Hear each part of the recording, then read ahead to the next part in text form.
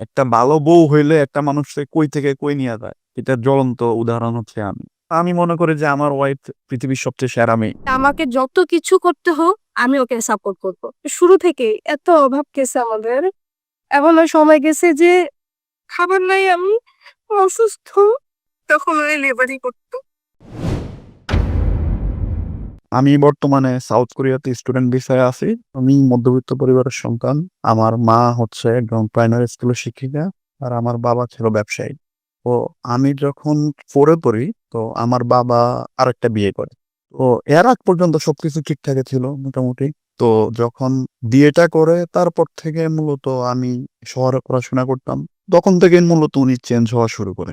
যে মানুষটা আমাদের সবসময় খেয়াল রাখতো উনি হচ্ছে একটু ডিফারেন্ট। যে আমার পড়াশোনার যে একটা খরচের বিষয়টা, তখন উনি আমার মাকে চাপ দেওয়া শুরু করলো, যে বলল যে তুমি ওর খরচটা বেয়ার করো। তখন আমার আম্মার পক্ষে আমার আমার একটা ছোট বোন তখনও হয় নাই, কিন্তু সাংসারিক চাপ বা এরকম সবকিছু মিলে আমাকে আসলে শহরে পড়াশোনাটা খুবই কষ্টকর হয়ে যাচ্ছিল। একটা সময় পর্যায়ে আমার আম্মা আমারে বাড়িতে নিয়ে আসে, তো ওইখানে একটা এলাকার একটা স্কুলে ভর্তি করায় দেয় আমার।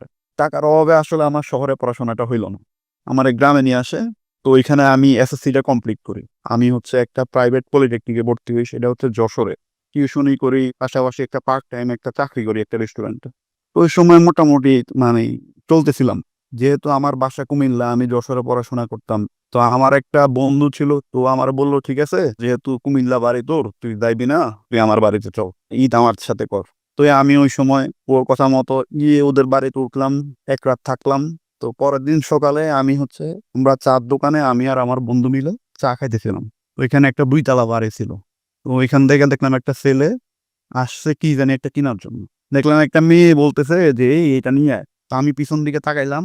আমার এর আগে কোনো রিলেশন ছিল না বা কোনো মেয়ের সাথে, ইভেন আমি এরকম ছিলাম যে স্কুল লাইফে আমি কোনো মেয়ের সাথে কথাই বলি নাই কোনোদিন। তো যখন আমি ওই মেয়ের দেখলাম, দেখেই তো আমার মানে পুরা মানে তাসি খেয়ে গেছি কিরে। আমি কোনোদিন মানে এরকম মেয়ে দেখি নাই যে যারা এক দেখায় আমার ভালো লাগবে।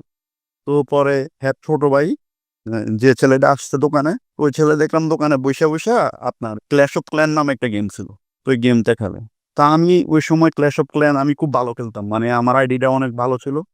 তা আমি যখন ওরে আমি আমার আইডিটা দেখাইলাম, ও অনেক শখ, কিরে ভাই এত ভালো আইডিয়া আপনি কিভাবে করলেন। যখন ও আমার আইডিটা দিয়ে একটু গেম টেম খেললো, তো ওর খুব পছন্দ হলো। আমি কি তোমার এটা লাগবে, তো আমি এটা ওরে দিয়ে দিলাম। এভাবেই মানে এক পরিচয় আমি ওরে দিয়ে দিলাম, ও তো খুব খুশি। তো ও আমার ওর ফেসবুক আইডি দিল, ওর নাম্বার নিলাম। তো ওর সাথে টুকটাক আমার ফেসবুকে কথা হইতো, মানে আমার প্রতি খুব ফিদা ছিল। তো পরে হচ্ছে ওর আইডি থেকে আমি ওর বোনের আইডিটা খুঁজে বাইর করলাম। তো পরে আমি ওর বোনের রিকোয়েস্ট পাঠাইলাম। তো রিকোয়েস্ট অ্যাকসেপ্ট করলো। তো টুকটাক হাই হ্যালো কথাবার্তা। তো প্রায় 6 মাস শুধু হাই হ্যালো ছিল। আমি আপনার অনেক দিন ধরে পছন্দ করি এটার পিছনে এগুলা যখন বলতাম, তো আমার বার্তা দিত না। প্রায় 1 বছর পরে আমি কুমিল্লা থেকে মনে হয় যশোর যাওয়ার সময় আমি ওর সাথে দেখা করি। তো এমনি প্রথম ফ্রেন্ড হিসাবে দেখা করি, এরপর আরো 2-1 বার দেখা হয়। তো ঠিক আছে, এমনি ফ্রেন্ডশিপ, ভালো একটা ফ্রেন্ডশিপ, কিন্তু আমার মনে তো যে এই মেয়েরে আমার পড়াইতে হবে বা এটা ওর পক্ষ থেকে এরকম কোনো ফিলিংস ছিল না। তো একটা সময় যায়, একদিন ওর মা কিভাবে কিভাবে জানি বুঝতে পারছে যে আমার সাথে কথা বলে, মানে এগুলা তো এরা পছন্দ করে না। ওর বাবারে বললো ওর মা, তারপর বললো যে না, মেয়ে রাখা যাইবো না, মেয়ের বিয়ে দিয়ে দিতে হবে। এমনি তো ও তো বুঝতে পারছে, ও আমার রাত্রে বলতেছে তো এরকম এরকম আমার বিয়ে দিয়ে দিবে। তখন আমি ওর রাত্রে বললাম যে এরকম এরকম, আমি তো তোমার পছন্দ করি, কয় আমিও তোমার পছন্দ করি ওই সময়।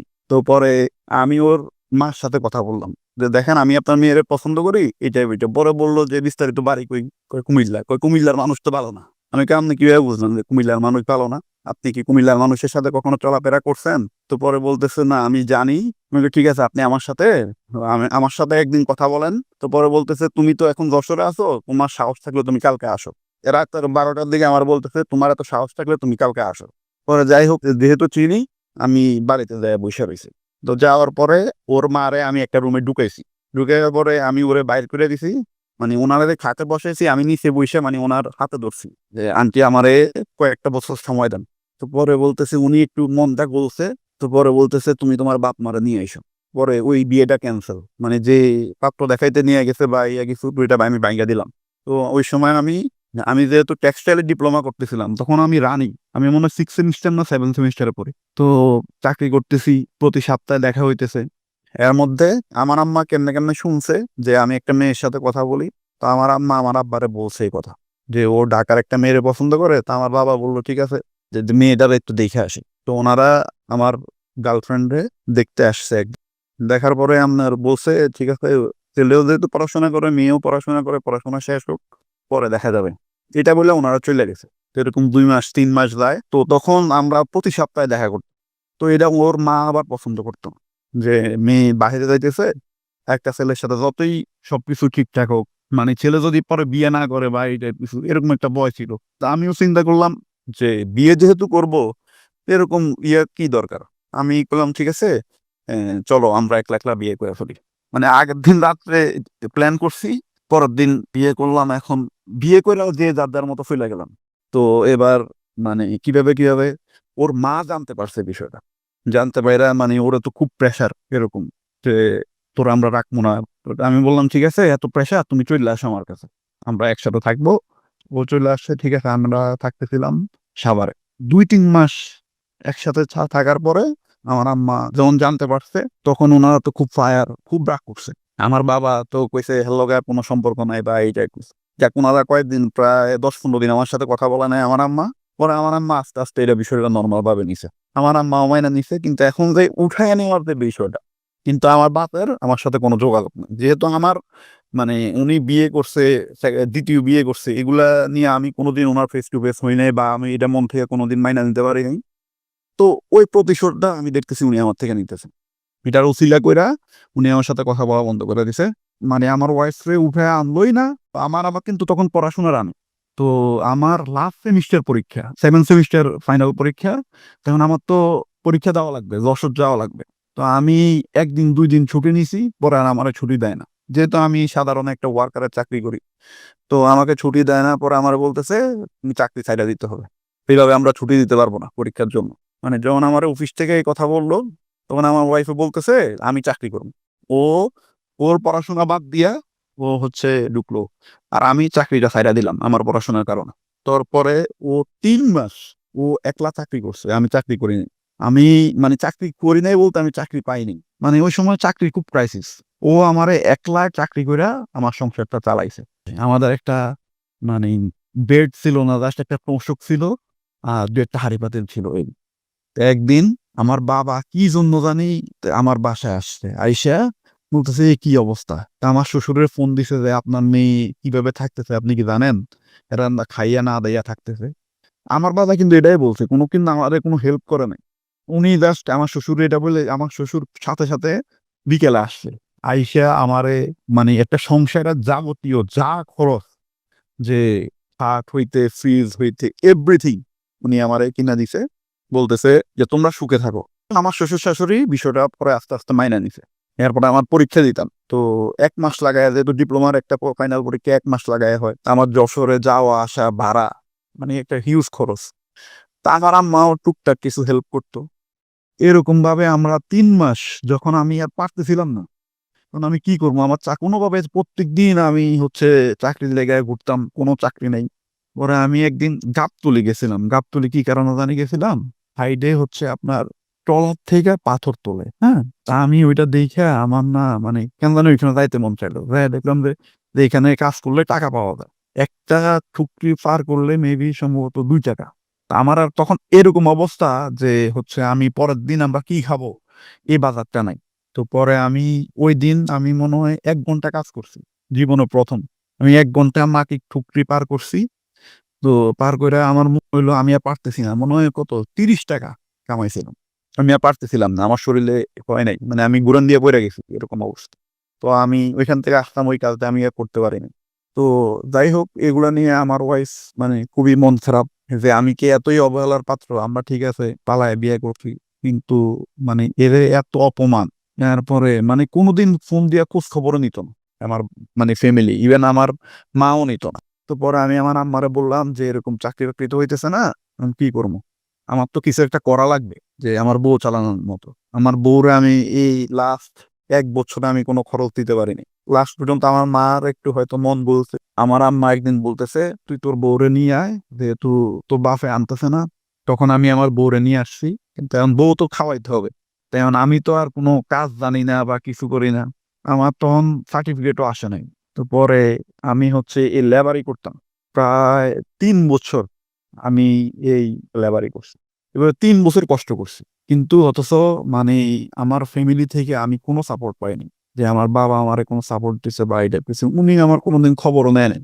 উনি কিন্তু জানতো আমি কি কাজ করি। কিন্তু উনি আমারে কোনোদিন খবরও নেয়নি। এর মধ্যে আমার একটা ছেলে হয়। এর মধ্যে মাঝখান দিয়ে ২ বছর পড়াশোনা মানে আমার ডিপ্লোমার ফাইনাল দেওয়ার পরে আমি আর পড়াশোনা স্টপ করে রাখছিলাম ২ বছর। লাইফ নিয়ে খুবই মানে আপসেট হয়ে গেছিলাম একটা সময়। কিন্তু আমি আমার বাচ্চা, আমার বউ নিয়ে খুব টেনশনে ছিলাম। কারণ ওদের তো একটা ভবিষ্যৎ আছে। এভাবে তো আর দিন চলে না। তখন আমার বউ একদিন আমারে বলতেছে, "তুমি হচ্ছে পড়াশোনা করো, আমি তোমারে টাকা দিই। তুমি IELTS পরীক্ষাটা দাও। তুমি ৬ মাস আমারে কোনো খরচ দেওয়া লাগবে না। তুমি ৬ মাস ঘরে বইসা পড়ো, আমি তোমারে টাকা দিই।" ও আমারে ৳৫০,০০০ দিছে। ওর স্বর্ণ ছিল, ও স্বর্ণ বিক্রি করে আমারে টাকা দিছে। যে, "তুমি শুধু পড়বা। যে আমার ছেলের একটা ভবিষ্যৎ আছে।" ও সবসময় এগুলা নিয়ে সিরিয়াস ছিল। যে বলতেছে, "তুমি পড়াশোনাটা করো আগে। আর তোমার যেহেতু পড়াশোনার ডিস্টার্ব না হয়, আমি এই বাড়িতেও থাকবো না। তুমি ৬ মাস রিল্যাক্সে পড়ো। তোমার ভাগ্যে ভালো কিছু হবে।" তো পরে আমি আসলেই কাজ ছাইড়া দিলাম। তখন আমি আরো একটু সিরিয়াস হইলাম। তারপরে যাক আমি পরীক্ষা দিলাম। ভালোই রেজাল্ট আসলো। আমার আম্মা কিছু হেল্প করছে। আর আমার শ্বশুরে কিছু হেল্প করছে। ইন্টারভিউ দিলাম। সবকিছু ঠিক হইলো। তো গত বছর ২০২৪ এর সেপ্টেম্বর মাসে আমি মানে ভিসা হওয়ার আমি ২ দিনের মধ্যে আমি কোরিয়াতে চলে আসি। তো দিন শেষে আমারে অনেকেই বলছে যে, "তোর লাইফে সবচেয়ে বড় ভুল হচ্ছে তোর বিয়ে করা।" কিন্তু আমি আজকে আপনাদের মাধ্যমে সবাইর একটা কথা বলতে চাই যে, আমার লাইফে মানে সবচেয়ে ভালো, সবচেয়ে বেস্ট ডিসিশন হইলো বিয়ে করা। ঠিক আছে? হয়তো আমি সাময়িক কষ্টে ছিলাম। কিন্তু একটা জিনিস বুঝতে পারছি যে জীবনে বিপদ-আপদের মধ্যে সবচেয়ে আমি মনে করি যে নিজের ওয়াইফ সবসময় কাছে থাকে। একটা ভালো বউ হইলে একটা মানুষকে কই থেকে কই নিয়া যায়। এটার জ্বলন্ত উদাহরণ হচ্ছে আমি। আমার কাছে আমি মনে করি যে আমার ওয়াইফ পৃথিবীর সবচেয়ে সেরা মেয়ে, সেরা মা, সেরা বউ।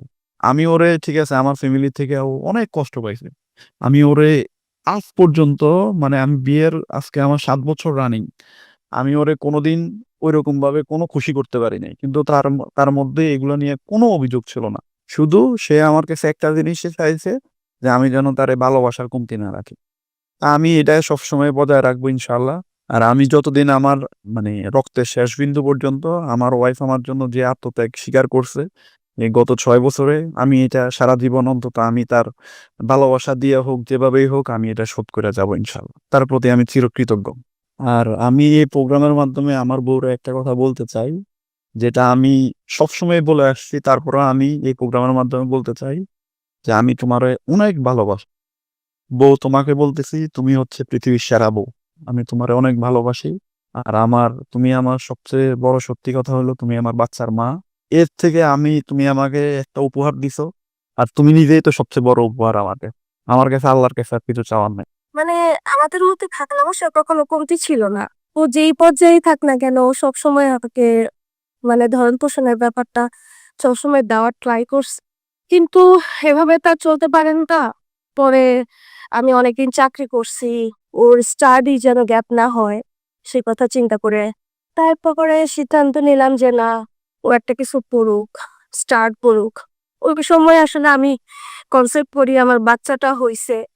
মানে এমন একটা ওই ১ম ১ বছর এমনভাবে কাটছে যে আমার বাচ্চাকে একটা মানে দুধের ডিব্বাও কিনে দেওয়ার মতো সামর্থ্য ওর ছিল না। কারণ ও তখন স্টাডি করত। আমি আসলে ওভাবে কখনো চিন্তা করি নাই। কারণ আমি সবসময় চিন্তা করতে না এখন নাই তো কি হইছে? একটা সময় হবে। ও করবে। ধৈর্য ধরেছিলাম এবং ট্রাই করছে, হার্ড অ্যান্ড সোল ট্রাই করছে। আমার মধ্যে মানে ফিন্যান্সিয়ালি বলেন, মেন্টালি বলেন সবসময় একটা জিনিস আমি চিন্তা করছি যে এটা আমি চ্যালেঞ্জ হিসেবে নিচ্ছি যে ও একটা কিছু করুক। ও অনেক, অনেক ক্যাপাবল একজন মানুষ। কিন্তু মানে যথেষ্ট সুযোগের অভাবে ও কিছু করতে পারতেছে না। কারণ খুব ছোট সময়ে আমরা ফ্যামিলি শুরু করছি। ফ্যামিলির রেসপনসিবিলিটি, বাচ্চা হয়ে গেছে তার রেসপনসিবিলিটি। তো সবকিছু মিলে আমি জানি ও খুব ক্যাপাবল কিন্তু ও পারতেছিল না। তো আমি তখন জাস্ট চিন্তা করছি ফিন্যান্সিয়ালি একটা অনেক বড় একটা সাপোর্ট এর দরকার হয়। তা আমি ভাবছি যে এনি হাউ ওকে আমি এই জিনিসটা কখনো ফেস করতে দিব না। মেন্টালি, ফিন্যান্সিয়ালি যে যতটুকু ওকে রিপোর্ট লাগে আমি দিব। কারণ এটা আমি চ্যালেঞ্জ হিসেবে নিচ্ছি যে ও পারবে। আমি দেখব এটা কি হয় এটা আমি শেষ পর্যন্ত দেখব। ট্রাই করছে যে আমাকে যত কিছু করতে হোক আমি ওকে সাপোর্ট করব। শুরু থেকেই এত অভাব গেছে আমাদের। এমনও সময় গেছে যে খাবার নাই আমি অসুস্থ। কতটুকু কাছে গেছে রাত ১১টা বেজে গেছে এখনো আসে না। আমি কান্না করতেছি কখন আসবে? মানে ওই সময়টাতে ও আমাকে কখনো বুঝতে দেয় নাই যে ও এতটাই কষ্ট করে। ও আমাকে প্রকাশ করে নাই যে ও মানে এই ধরনের কাজ করে বা এই ধরনের একটা মানে বিষয় ও আমাকে শেয়ার করে নাই। কারণ জানে আমি যদি জানি অনেক কষ্ট পাবো। কিন্তু আনফরচুনেটলি আমি যখন জানতে পারি তখন আমি চিন্তা করি এটা তোর জন্য না। তখন ওই লেবারই করতো। কারণ আমরা ফ্যামিলির অমতে বিয়ে করি। আমার ফ্যামিলি থেকে ওভাবে ১ম দিকে সাপোর্ট দেয় না। ওর ফ্যামিলি থেকেও না। মানে ফ্যামিলি অনেক প্রবলেমের কারণে একসাথে মানে বাসাতেও থাকতে পারছিলাম না। আমার শ্বশুরবাড়িতে সবকিছু মিলায় ১ম যেটা হয়, আসলে সবচেয়ে বড় কথা কি মানে ও অনেক ভালো। মানে ও যে কিরকম ভালো বা ভালোবাসার দিক থেকে অ্যাজ এ হিউম্যান বিইং ও যে কি মান মা মানে কি ধরনের মানুষ এটা আসলে আমি এক্সপ্লেইন করতে পারব না। এমনও হইছে মাঝে মাঝে আমি একটু অধৈর্য হইছি। যে এরকম তো নাও হইতে পারত। কারণ আমরা ফ্যামিলি ভাবে ২ জনেই কিন্তু ফ্যামিলিগতভাবে ও সচ্ছল, আমিও সচ্ছল। আমাদের জন্য এটা না। কিন্তু যখন এরকম হইছে মাঝে মাঝে খুব খারাপ লাগতো। কিন্তু ওর যে মানে আমি জানি না আল্লাহ ওরে কি দিয়ে বানাইছে। মানে এত ধৈর্য এটা কখনো মানে ও কখনো আমাকে বুঝতেই দেয় নাই বা আমি একটু যখন মাঝে মাঝে কান্না করতাম বা ফ্রাস্ট্রেটেড হয়ে যাইতাম, ও কখনো এই জিনিসটা মানে ফিল করতো না। মানে ও সবসময় কিছু হয় নাই তো, কোনো সমস্যা নাই। ধরো ভালো আছি না। মানে এভাবে সবকিছু হ্যান্ডেল করার ট্রাই করতো। আর সবচেয়ে বড় কথা ও যখন আমি দেখছি এরকম একটা কাজ করে, তখন আমি আসলে ওইটা যে কি করা যায়? কিভাবে ওকে ও অনেক ব্রিলিয়ান্ট একজন স্টুডেন্ট। ওকে কিভাবে কি করলে ভালো হয়? আমি সবসময় এইটাই চিন্তা করতাম। এখন কি প্রতিদান পাচ্ছেন? অবশ্যই আমাকেও মানে যে আমার বাচ্চাকে আমাকে মনে করেন এজ এ রানীর মতো রাখার মতো রাখছে। মানে যেটা চাইছে তার থেকে এখন আমাকে বেশি দেয়, অনেক বেশি দেয়। এই ধোঁকাবাজির দুনিয়াতে আপনারা একজন আরেকজনকে যেভাবে সাপোর্ট দিয়ে গেলেন, বাংলাদেশের প্রেক্ষাপটে আমরা বর্তমানে যে পরিমাণ ধোঁকাবাজি, যে পরিমাণ প্রতিযোগিতা, একজন আরেকজনকে ছেড়ে যাওয়ার প্রতিযোগিতা, এই সমাজে আপনারা ব্যতিক্রম এবং আমি আশা করি যে আপনাদেরকে দেখে মানুষ কিছুটা বুঝবে, কিছুটা শিখবে যে বিপদের সময় কিভাবে ধৈর্য ধরে একজন আরেকজনকে সাপোর্ট দিতে হয়। এই ব্যাপারগুলো আসলে তুলে ধরার জন্য আপনাদের মতো অতিথিকে আমরা এই প্রোগ্রামের সুযোগ করে দিই। তো আমরা খুবই কৃতজ্ঞ আপনাদের এই গল্পটা শুনতে পেরে, আপনাদের এই struggle এর কথা জানতে পেরে এবং আমার মনে হয় যে আপনাদের এই ঘটনাগুলো শুনে অনেকেই বুঝবে যে আসলে বিপদের সময় ধৈর্য ধরলে এটার প্রতিদান যে অবশ্যই পাওয়া যায়।